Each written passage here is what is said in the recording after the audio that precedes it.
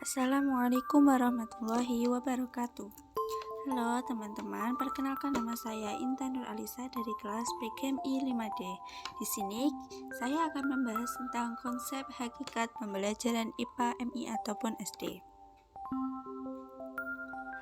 Langsung saja, konsep pembelajaran yaitu pembelajaran merupakan kegiatan yang dilakukan untuk menginisiasi, memfasilitasi, dan meningkatkan intensitas dan kualitas belajar pada diri peserta didik. Ada dua konsep pembelajaran yaitu pendidikan formal dan pendidikan non-formal. Pendidikan formal yakni pendidikan di sekolah, sebagian besar terjadi di kelas dan di lingkungan sekolah. Sedangkan pendidikan non-formal justru sebaliknya. Proses pembelajaran sebagian besar terjadi dalam lingkungan masyarakat, termasuk dunia kerja, media massa, dan jaringan internet. Hal ini tercantum dalam pasal 1/20 Undang-Undang Nomor 20 Tahun 2003 tentang Sisdiknas, yakni pembelajaran adalah proses interaksi peserta didik dengan pendidik dan sumber belajar pada suatu lingkungan belajar.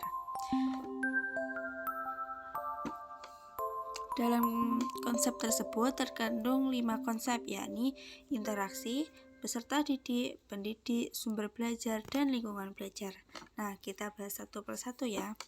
Di sini ada interaksi, yaitu seperti hubungan timbal balik. Jadi karena ada guru dan peserta didik, pasti mereka selalu melakukan interaksi di dalam maupun di luar kelas. Yang kedua, peserta didik, dan yang ketiga, pendidik, yaitu tenaga kependidikan yang berkualifikasi sebagai guru, dosen, konselor, pamong pelajar, media suara, tutor, instruktur, fasilitator, dan sebutan yang sesuai dengan kekhususannya, serta berpartisipasi dalam menyelenggarakan pendidikan. Selanjutnya ada sumber belajar. Sumber belajar atau learning resource secara umum diartikan sebagai segala sesuatu yang dapat digunakan oleh peserta didik dan pendidik dalam proses belajar dan pembelajaran. Jika dikelompokkan, sumber belajar dapat berupa sumber belajar tertulis, terekam, tersiar, jaringan, dan lingkungan. Selanjutnya yaitu lingkungan belajar atau learning environment adalah lingkungan yang menjadi latar terjadinya proses belajar seperti di kelas, perpustakaan, sekolah, tempat kursus, keluarga, masyarakat, dan alam sekitar. Kegiatan pembelajaran mengacu pada penggunaan pendekatan strategi, metode, dan teknik media dalam rangka membangun proses belajar, antara lain membahas materi dan melakukan pengalaman belajar sehingga tujuan pembelajaran dapat dicapai secara optimal. Proses pembelajaran dalam arti luas merupakan jantungnya dari pendidikan untuk mengembangkan kemampuan, membangun watak dan peradaban bangsa yang bermartabat dalam rangka pencerdasan kehidupan bangsa. Selanjutnya ada hakikat pembelajaran.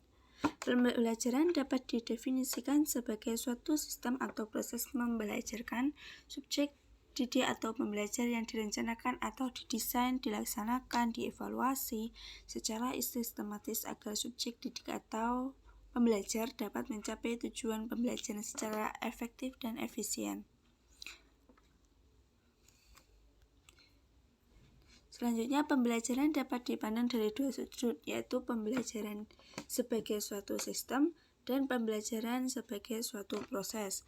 Pembelajaran suatu sistem terdiri dari sejumlah komponen yang terorganisasi, antara lain tujuan pembelajaran, media pembelajaran, pengorganisasian kelas, evaluasi pembelajaran, dan tindak lanjut pembelajaran.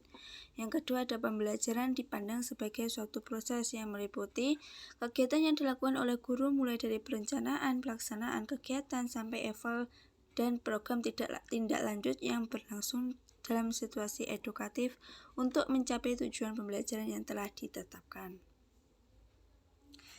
Ada 3 proses pembelajaran, yaitu persiapan, Dimulai dari merencanakan program pengajaran tahunan, semester, dan penyusunan persiapan mengajar atau yang sering disebut lesson plan, penyiapan alat perlengkapan antara lain berupa alat peraga dan alat evaluasi.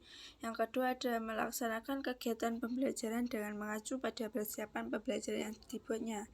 Nah, di sini struktur dan situasi pembelajaran yang diwujudkan guru akan banyak dipengaruhi oleh pendekatan atau strategi dan metode pembelajaran yang telah dirancang penerapannya.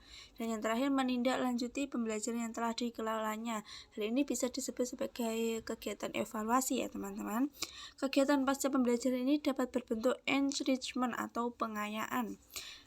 Dapat pula berupa pemberian layanan remedial teaching bagi siswa yang berkesulitan belajar.